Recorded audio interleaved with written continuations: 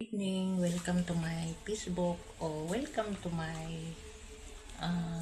YouTube channel or sa TikTok o sa Instagram. So anyway guys, mayroon lang akong ipiplex itong laptop na may kasama na siyang mouse, saka earphone at saka may pre na relo. So hindi ko naman siya kailangan yung mga relo.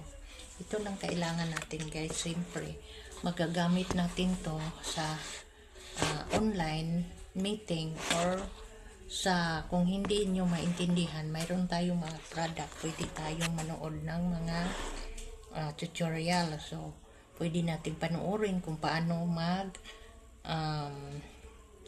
mag-upload ng mga product or paano mag-apply dito sa TikTok affiliate. Kailangan lang maging member ka doon sa TikTok affiliate. So magkaroon tayo ng commission kahit sa bahay lang. So kailangan natin pag-aralan kung paano talaga. So ako guys, mayroon na akong TikTok account. So kailangan lang natin na makumpleto natin yung task doon sa may account TikTok. So mayroon tayong mga basket, pero kung kailangan yung basket na yun, kumpletuhin natin.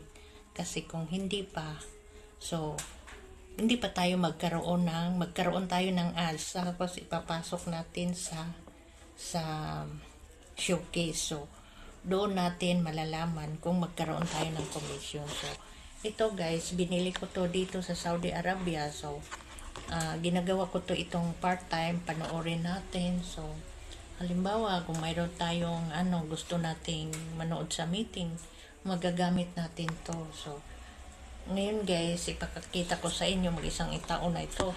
Pwede tayo mag-pay-later. So nasubukan ko na rin na bumili doon sa TikTok guys, na pinadala ko sa Mindanao. So kung mayroon kayong mga GCash or PayPal or anong credit ninyo, pwede guys. So pwede tayong mangutang doon kung anong gusto nyong item, magkaroon tayo ng commission, or tayo magbebenta, pwede. So ginawa ko to itong video para katulong din ako sa inyo kung paano magkaroon ng commission, hindi lang sa Facebook,